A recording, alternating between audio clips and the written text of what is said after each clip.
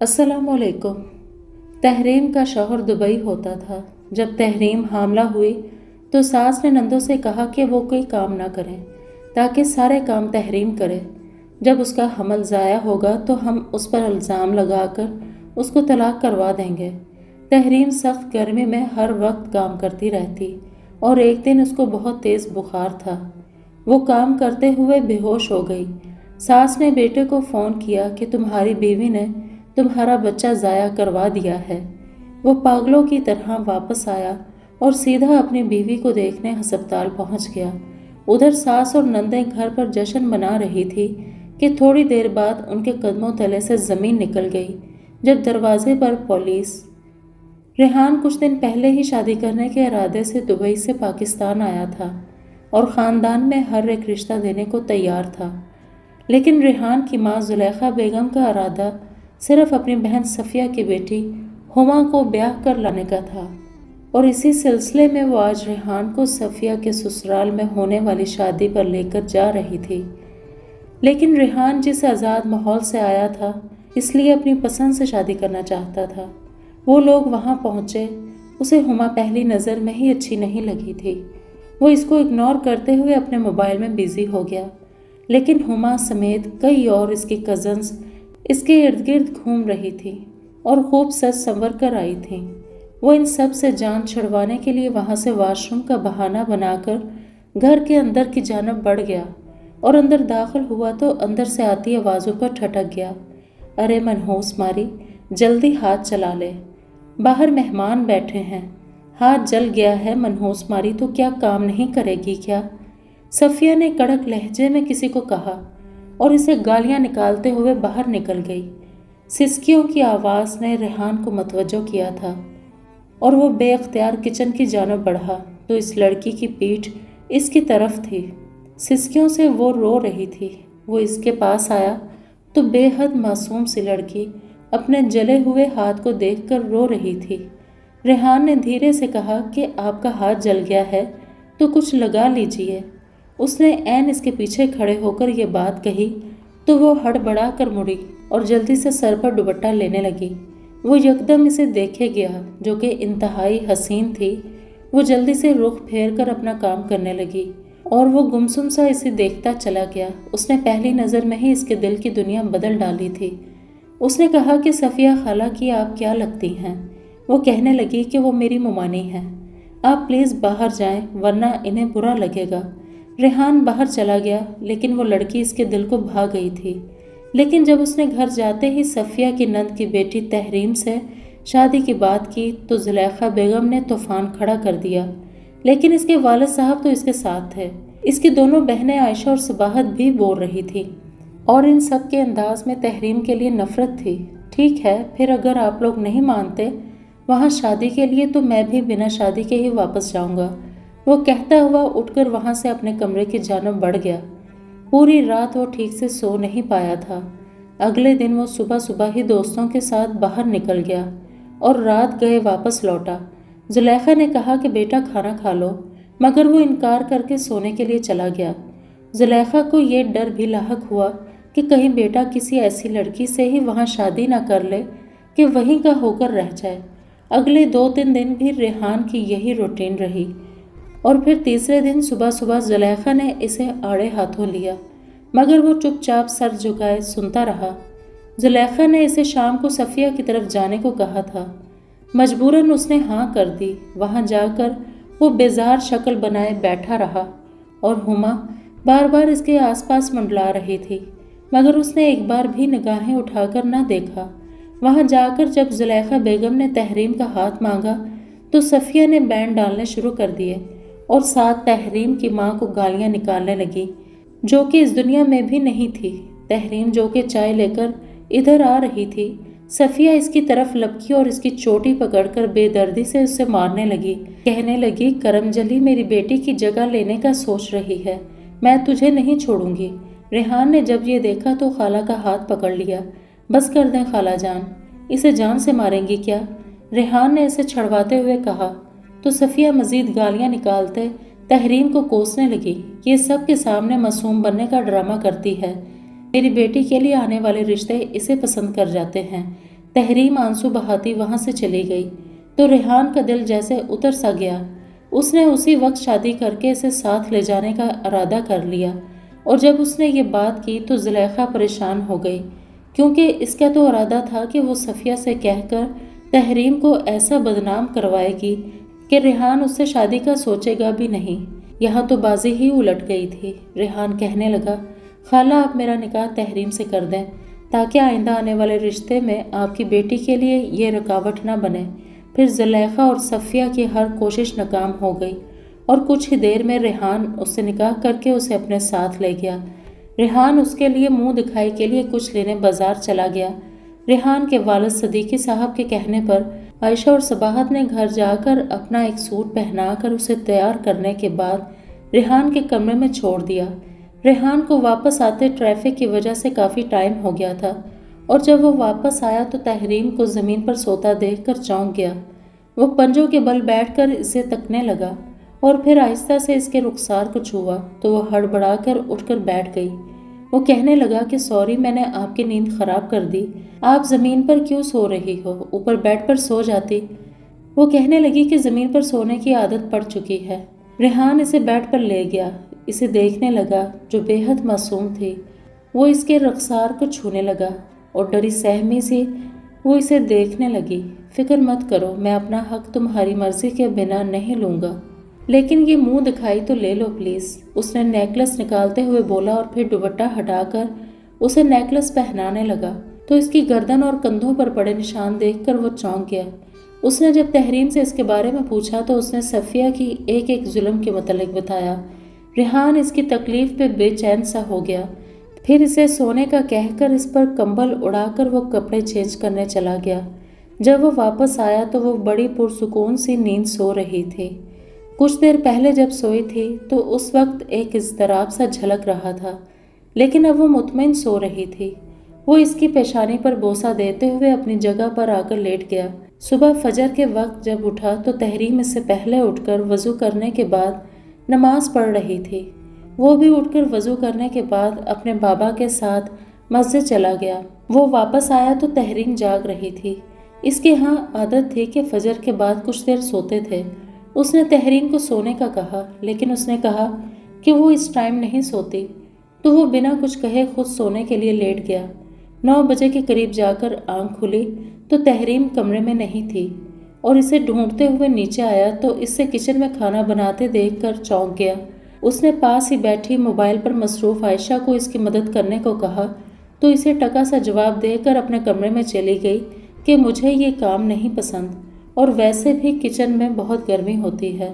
وہ سر جھٹک کر تحریم کے ساتھ اس کی مدد کرنے لگا۔ تحریم کے لاکھ روکنے کے باوجود اس نے چائے بنا کر برتن ٹیبل پر رکھنے شروع کیے ہی تھے کہ زلیخا بیگم باہر نکلی، اور اسے بیوی کے ساتھ کام کرتا دیکھ کر اس کے جیسے سینے پر سانپ ہی لوٹ گئے۔ وہ تحریم کو بولتے کرسی پر بیٹھ گئیں کہ بڑی ہی نکمی لڑکی ہے۔ تبھی صفیہ بھی اس سے تنگ تھی۔ اپنی مصیبت ہمارے گلے ڈال دی، زلیخا بیگم نے منہ بنا کر کہا۔ ریحان کہنے لگا کہ مجھے کام کرنے کی عادت ہے امی، میں کون سا پہلی بار کر رہا ہوں، وہاں تو اپنے ہاتھوں سے سب کام کرتا ہوں۔ اس نے مسکراتے ہوئے کہا تو وہ منہ ہی منہ میں بڑبڑانے لگی۔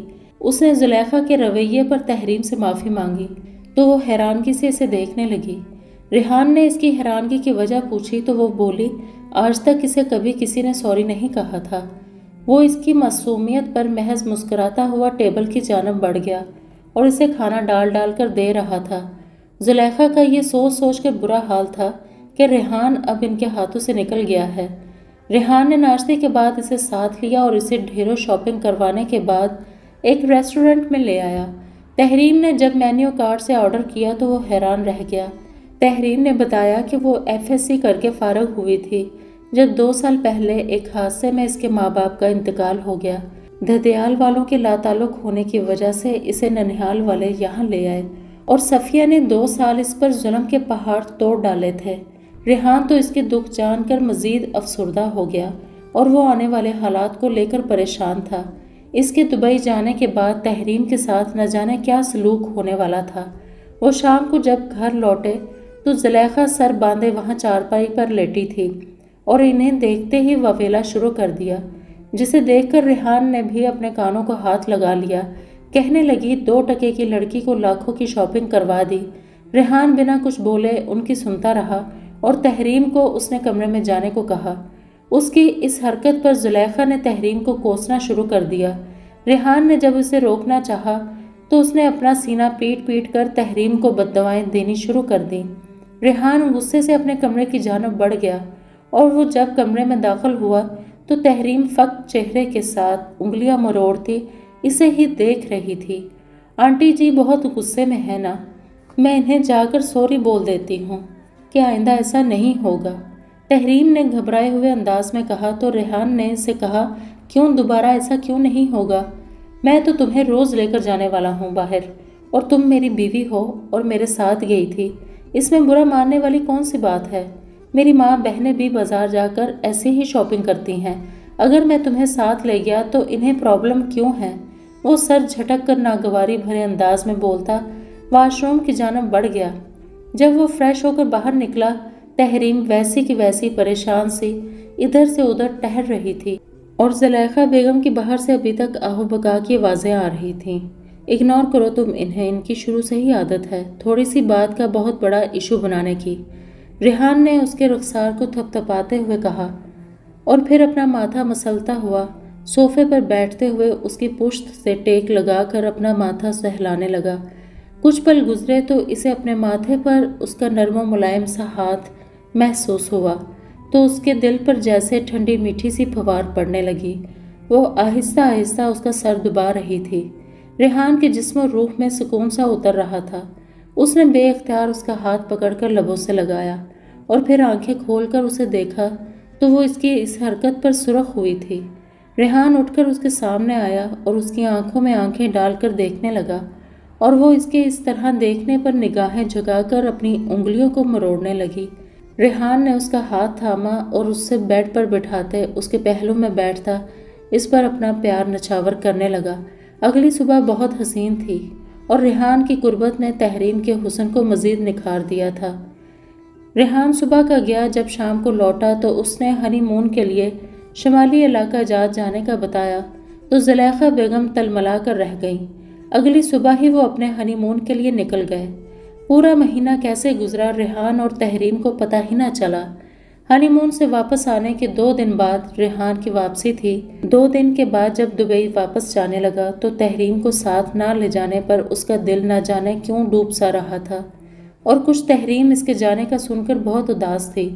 وہ دل پر بھاری پتھر رکھے دبئی کے لیے نکل گیا۔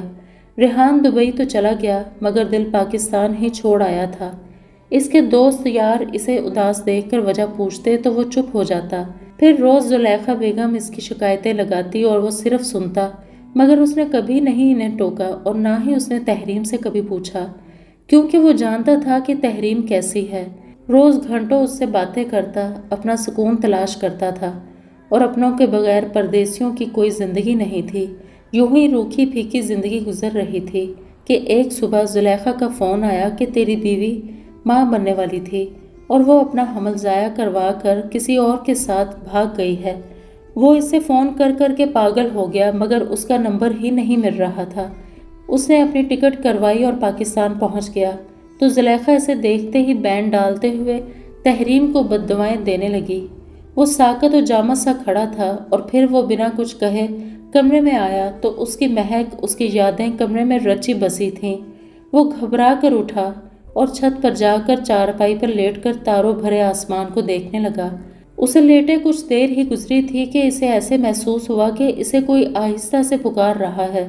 اس نے جب سر اٹھا کر دیکھا تو ساتھ والی ہمسائی تھی۔ وہ اٹھ کر پاس گیا تو اس نے بتایا کہ اس 1.5 مہینے میں زلیخا بیگم نے اپنی بیٹیوں کے ساتھ مل کر تحریم پر بہت ظلم کیے، مگر وہ ان کے ہر ظلم کو سہ کر بھی خاموش رہی اور روز زلیخا بیگم اسے ستاتی تھی مگر وہ تو لب سیے چپ چاپ گھر کا کام کیے جاتی تھی۔ جب صدیقی صاحب گھر ہوتے تھے تو کچھ لحاظ کر جاتی تھی مگر ان کے جاتے وہی ظلم جاری ہو جاتا، اور اس کے حاملہ ہونے کا سن کر زلیخا بیگم نے یہ تک کہا کہ یہ بچہ ناجائز ہے۔ اس کی اس بات پر وہ پہلی بار ان کے آگے بولی تو انہوں نے اسے بڑی بے دردی سے تھپڑ مارے، اسے گھر سے باہر نکال دیا اس دن صدیقی صاحب بھی شہر سے باہر گئے تھے۔ وہ پوری رات اتنی سردی میں برستی بارش میں بھیگتی رہی، ان سے دروازہ کھولنے کی درخواست کرتی رہی، لیکن ان کو رحم نہیں آیا۔ صبح کو وہ دروازے پر ہی بے ہوش ہو گئی اور میں ایمبولینس منگوا کر اس میں ڈال کر ہاسپٹل لے گئی، اور اس کا رات بھر سردی کی وجہ سے حمل ضائع ہو گیا۔ پھر میں اسے وہاں چھوڑ کر کچھ دیر کے لیے گھر آئی، اور جب شام کو واپس گئی تو وہاں سے وہ جا چکی تھی، اور زلیخا بیگم نے پورے محلے میں یہ مشہور کر دیا کہ اس کے کسی مرد کے ساتھ ناجائز تعلقات تھے، اور وہ اسی طرح مرد کے ساتھ چلی گئی ہے۔ صدیقی صاحب کو بھی یہی بات کہہ کر اس کے خلاف کر دیا۔ ہمسائے کی بات پر اس کا دل پانی پانی ہو رہا تھا، اور وہ اس دن کو کوس رہا تھا جب اس نے اسے یہاں چھوڑ کر جانے کا فیصلہ کیا تھا، جبکہ وہ ماں اور بہن کی فطرت سے واقف تھا۔ وہ چھت سے اتر کر من بھر کے قدموں کے ساتھ اپنے کمرے میں آ گیا۔ پوری رات وہ روتا رہا، اور صبح ہوتے ہی وہ اسے ڈھونڈنے نکل گیا۔ اس نے ہاسپٹل کے آس پاس کئی جگہوں پر اسے تلاش کیا، مگر وہ اسے نہ ملی۔ اس نے پولیس سے مدد لینے کا فیصلہ کیا اور جا کر علاقے کے SHO کو اس کی تصویریں دیں، تو انہوں نے یقین دہانی کروائی کہ وہ اسے ڈھونڈنے میں میری مدد ضرور کریں گے، اور یہ کام چپ چاپ کروا رہا تھا۔ اور اس دن بھی وہ مایوس سا گھر لوٹا تو سامنے بیٹھی ہما اور صفیہ کو دیکھ کر اس کا موڈ سخت خراب ہو گیا۔ وہ سلام دعا کے بعد اپنے کمرے میں فریش ہونے کے لیے چلا گیا، اور نہا کر جب نکلا تو ہما اس کے بیڈ پر بڑے بے باک سے انداز میں لیٹی تھی۔ اس کا یوں بے باک انداز اسے ایک آنکھ نہ بھایا، اور وہ اسے غصے سے وہاں سے جانے کا کہنے لگا، مگر وہ مسکراتے ہوئے اسے دیکھے ہی جا رہی تھی۔ ریحان نے چلا کر زلیخا بیگم کو بلایا تو وہ ہانپتی کانپتی اوپر آئیں اور زبردستی ہما کو لے کر نیچے چلی گئی۔ وہ بھی کپڑے چینج کرنے کے بعد نیچے آیا اور زلیخا بیگم کے کمرے کی طرف بائک کی چابی لینے کے لیے گیا تو اندر سے آتی آوازوں پر ٹھٹک گیا۔ بس کچھ دن اور ہے، وہ پاکستان سے چلا جائے گا تو اگلی بار ہما کی شادی کر دیں گے، اور ہاں وہ کلموہی تحریم کو اپنے گھر سے دفع کرو۔ زلیخا کی آخری بات پر وہ ٹھٹک گیا۔ ارے آپا، ایسے کیسے دفع کروں؟ اس کی بدولت جائیداد آ رہی ہے، اس کے ددیال والے اس کا حصہ دیں گے، اور میں بس اسے لینے کے بعد اسے چھوڑ آؤں گی کسی دارالعمان میں، صفیہ نے انتہائی لالچی انداز میں کہا۔ باہر کھڑا ریحان ان کی باتوں پر سن سا ہو گیا۔ پھر وہ بنا چابی لیے تیزی سے باہر نکلا اور رکشہ لے کر صفیہ کے گھر پہنچا۔ دروازہ کھلا تھا تو وہ تیزی سے اندر داخل ہوا تو صحن دھوتی تحریم اسے دیکھ کر ساکت رہ گئی۔ وہ پاس گیا تو وہ سب چھوڑتی اس کے سینے کے ساتھ لگ کر تڑپ تڑپ کر رو دی۔ ریحان خود بھی رو رہا تھا۔ پھر اس نے تحریم کے آنسو پونچھتے ہوئے اسے گھر جانے کے لیے کہا تو وہ زرد پڑنے لگی۔ فکر مت کرو، میرے ہوتے ہوئے تمہارے اوپر کوئی آنچ بھی نہیں آئے گی، ریحان نے تسلی دی تو وہ منہ ہاتھ دھو کر اس کے ساتھ چل پڑی۔ وہ اسے لے کر جب گھر پہنچا تو دروازہ کھلتے ہی سامنے کھڑی زلیخا اور باقی سب کی انہیں دیکھ کر پیروں تلے سے زمین نکل گئی۔ وہ جو یہاں جشن منا رہی تھی، انہیں ایک ساتھ دیکھ کر ان کی ساری خوشیاں خاک میں اڑ گئیں۔ زلیخا بیگم تحریم کو گالیاں نکالتی اسے مارنے کے لیے آگے بڑھی تو وہ جلدی سے اس کے آگے ڈھال بن کر کھڑا ہو گیا۔ اس نے زلیخا سمیت سب کو پولیس میں پکڑانے کی دھمکی دی تو وہ سب اسے بے یقینی بھرے انداز میں دیکھنے لگی۔ اپنی بہن سے کہیے کہ آئندہ یہاں آنے کی ضرورت نہیں، اور اپنی بے شرم بیٹی کے لیے کہیں اور منہ مارے۔ اس کی باتوں پر صفیہ غصے سے منہ پھلا کر چلی گئی۔ زلیخا کو اپنی بہن کی بے عزتی کا بہت رنج تھا، اور وہ جھولی اٹھا اٹھا کر تحریم کو بد دعائیں دینے لگی، اور تحریم خوف زدہ سی اس کا بازو دبوچے کھڑی تھی۔ وہ اسے لے کر کمرے میں آیا اور اسے ڈھیروں تسلیاں دینے کے بعد فریش ہونے بھیجا اور خود اپنے لیے اور اس کے لیے کھانا لینے چلا گیا۔ اسے دیکھتے ہی زلیخا بیگم پھر سے ویویلا کرنے لگی، اور اسی اثنا میں صدیقی صاحب گھر آ گئے۔ انہوں نے وجہ پوچھی تو ریحان نے ایک ایک بات بتائی، اور وہ شرمندہ سے کھڑے تھے۔ وہ کھانا لے کر کمرے میں آیا اور دونوں نے بیٹھ کر بڑے دنوں کے بعد پیٹ بھر کر کھانا کھایا۔ اس نے رات کو اس سے شکوہ کیا کہ اس نے اپنے اوپر ہوتے ظلم کا اسے کیوں نہیں بتایا، تو وہ بولی کہ اسے پردیس میں پریشان نہیں کرنا چاہتی تھی۔ ریحان اسے دیکھ کر حیران رہ گیا اور اتنے سے عرصے میں اس کی پریشانیوں کو سمجھ گئی، مگر زلیخا بیگم ماں ہو کر بھی نہیں سمجھ پائی تھی۔ اگلے دن وہ صبح اٹھا تو وچولن کو بلا کر عائشہ اور صباحت کے رشتے لانے کو کہا تو وہ سب بہت خوش ہو گئیں۔ اور دل کھول کر اس نے انہیں شاپنگ کروائی، مگر شادی کے دن اس نے رخصت کرتے ہوئے کہا کہ اس گھر میں مہمان بن کر آنا ہے تو دروازے کھلے، ورنہ ان کے لیے دروازے بند ہیں۔ اس کی اس بات پر بھی کافی تماشا ہوا، مگر اب وہ ان تماشوں کا عادی ہو چکا تھا۔ پھر ایک دن بڑی سی گاڑی میں ایک سوٹڈ بوٹڈ آدمی ان کے گھر آیا جو کہ تحریم کا چچا تھا۔ اس دن اسے معلوم ہوا کہ تحریم کا ددیال کافی امیر تھا، لیکن تحریم کی ماں اور باپ نے لو میرج کی تو تحریم کے والد کو آگ کر دیا گیا اور وہ شہر میں شفٹ ہو گئے۔ سالوں پہلے وہ انہیں تلاش کرتے رہے اور پھر انہیں خبر ملی کہ تحریم کے والدین ایک حادثے میں فوت ہو چکے ہیں، تو اس کے دادا اور چاچو ان کی بیٹی کو تلاش کرتے صفیہ کے ہاں پہنچے، مگر صفیہ نے کئی دنوں سے انہیں ٹال رکھا تھا اور آج وہ اسے ڈھونڈتے یہاں آ پہنچے تھے۔ چچا نے ہاتھ جوڑ کر تحریم سے معافی مانگی تو وہ اپنے باپ کی شکل و صورت کے اس شخص کو دیکھ کر ہی جذباتی ہو کر رونے لگی تھی۔ پھر وہ انہیں گھر آنے کا کہہ کر چلے گئے اور ریحان بنا اس کے کہے ہی جان چکا تھا کہ وہ اپنے ددیال والوں سے ملنے کا اشتیاق رکھتی ہے۔ وہ اگلے دن ہی اس کو لے کر اس کے گاؤں چلا گیا جہاں ان کا پرتپاک استقبال کیا گیا تھا۔ تحریم کو سب نے ہتھیلی کا چھالا بنا کر رکھا تھا۔ اس کے والد صاحب سب سے بڑے تھے اور ان کے باقی بہن بھائی ان سے چھوٹے تھے، تو ان کی شادیاں بھی بعد میں ہوئی، تو ان کی کزن کچھ اس کی ہم عمر تھی تو کچھ کافی چھوٹے تھے۔ سب اسے تحریم آپی بولتے اس کے آگے پیچھے گھوم رہے تھے۔ وہ اتنی خوش تھی، اس سے پہلے ریحان نے صرف اسے اپنے ہنی مون کے دنوں میں ہی خوش دیکھا تھا۔ وہ 2-3 دن وہاں رہنے کے بعد جب واپس آنے لگی تو تحریم کے دادا نے انہیں ایک چیک دیا جو کہ تحریم کے بابا کے حصے کی زمینوں کی قیمت تھی۔ اس کے لاکھ منع کرنے کے باوجود انہوں نے زبردستی وہ چیک انہیں تھما دیا۔ وہ گھر پہنچے تو تحریم نے وہ چیک اسے دیتے ہوئے کاروبار شروع کرنے کا کہا، لیکن اس نے بڑی سہولت سے یہ کہہ کر انکار کر دیا کہ وہ دبئی میں اچھا خاصا کماتا ہے تو وہ وہیں جائے گا، اور ساتھ ہی اس کا ویزا بنانے کے لیے دے دیا ہے اور کچھ عرصے کے بعد ہی وہ اسے وہاں بلانے والا تھا۔ اس کی بات پر تحریم چپ سی ہو گئی۔ انکل آنٹی اکیلے کیسے رہیں گے؟ ایک دن اس نے افسردگی بھرے انداز میں پوچھا۔ جیسے پہلے رہتے تھے ویسے ہی رہیں گے۔ صباحت اور عائشہ وقتاً فوقتاً چکر لگاتی رہیں گی اور ہم بھی ہر سال آیا کریں گے۔ ویسے بھی اب میرا دل نہیں کرتا یہاں رہنے کو، رشتوں پر سے اعتبار اٹھ گیا ہے، ریحان نے کہا تو وہ سر جھکائے لب کچلنے لگی۔ ان کی یہ گفتگو باہر کھڑی زلیخا کو شرم سے پانی پانی کر گئی اور وہ سیڑھیاں اتر رہی تھی کہ سیڑھیوں سے گر گئی۔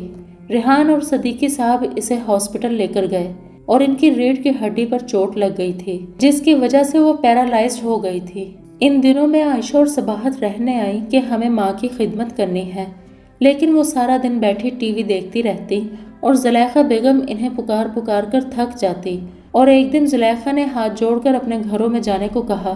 ان کے جاتے ہی تحریم نے ان کی ایسی خدمت کی کہ جس کے منہ سے ہر وقت بد دعائیں نکلتی تھیں اب دعائیں نکلنے لگی تھیں۔ ریحان بڑا مطمئن اور خوش واپس پلٹ گیا۔ اس کے جاتے ہی تحریم دوبارہ سے حاملہ ہو گئی۔ وہاں جاتے ہی اس نے ان تینوں کے دبئی آنے کی تیاریاں شروع کر دی تھی اور ان کے ویزے لگ گئے اور 6 مہینے بعد وہ لوگ دبئی پہنچے اور وہیں 2 ماہ بعد تحریم نے بڑے خوبصورت 2 جڑواں بچوں کو جنم دیا۔ ریحان کے تو خوشی کا کوئی ٹھکانہ نہیں تھا، زندگی حسین لگنے لگی تھی۔